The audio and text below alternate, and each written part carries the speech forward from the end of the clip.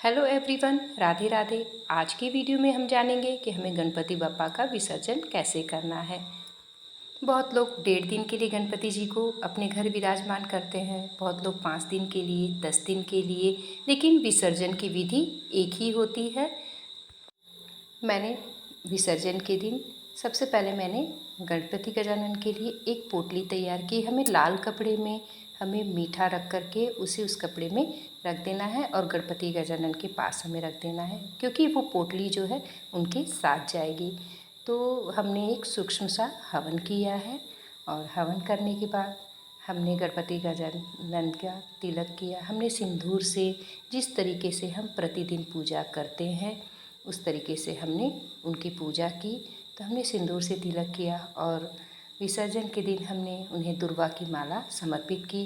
गणपति गजानन को दुर्वा अति प्रिय है, तो हमने दुर्वा की माला समर्पित की। माला समर्पित करने के बाद हमने आरती की गणपति गजानन की, क्योंकि जब विदाई की जाती है तो हमें आरती करनी होती है, तो हमने आरती की। आरती करने के बाद हमने गणपति गजानन महाराज को उनके स्थान से उठा लिया है और गणपति बप्पा मोरिया, गणपति बप्पा मोरिया करके हमने उठा लिया है।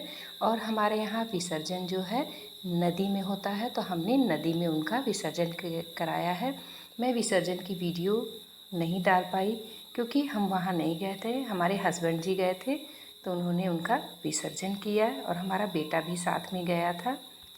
जो हमने पोटली तैयार की थी वो पोटली भी हम साथ में विसर्जित कर देंगे, जिससे कि नदी में जो मछलियाँ होंगी, जो भी जीव जंतु होंगे, वो उसे भोग प्रसाद के रूप में ग्रहण कर लेंगे।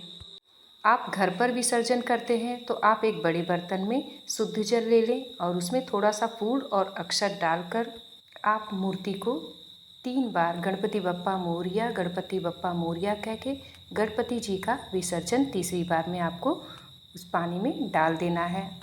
और आपने जो वो पोटली बनाई है तो आप वो पोटली अलग कर रख सकते हैं।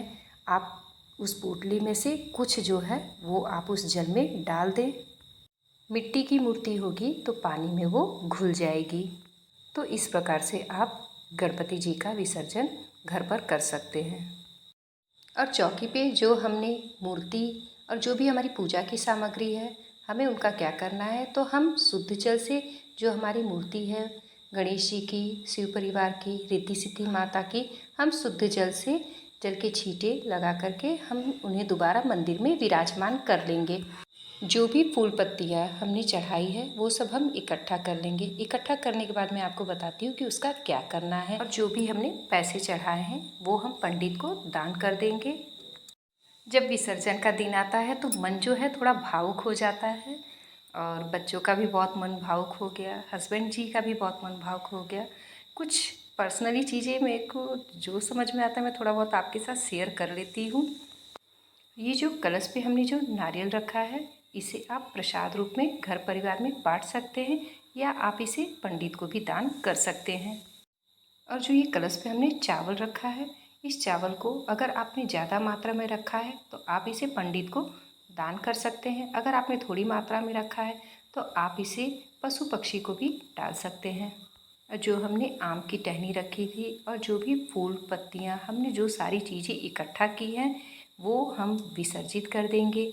अगर आपके यहाँ नदी हो बहती हुई तो आप उस नदी में विसर्जित कर दें या आप इसे गमले में डाल दें। जब आप इसे गमले में डाल देंगे तो एक अच्छी खाद बन करके तैयार हो जाएगी। और ये जो कलश का पानी है इसे हम अपने पूरे घर में छिड़केंगे, क्योंकि ये बहुत ही पवित्र जल है। और जो बचा हुआ जल है उसे हम किसी पेड़ पौधे में डाल देंगे और जो इसमें सिक्का और सुपारी जो है उसे हम रख लेंगे, उसे हम दूसरी पूजा में उसका यूज़ कर सकते हैं। कलश के नीचे जो हमने चावल का आसन दिया था उसे भी हम जगह से हटा लेंगे और वो भी हम इकट्ठा कर लेंगे।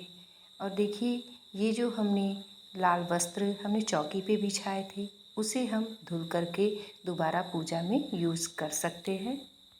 और जो भी हम भोग प्रसाद हमने चढ़ाया था वो भी हम भोग प्रसाद सभी को हम बांट देंगे, परिवार के सदस्य को।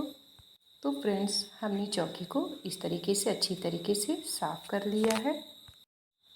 आपको विसर्जन की ये विधि आपको थोड़ी भी यूज़फुल हो तो प्लीज़ आप मेरे चैनल को लाइक करिएगा प्रेम से। गणपति बप्पा मोरया।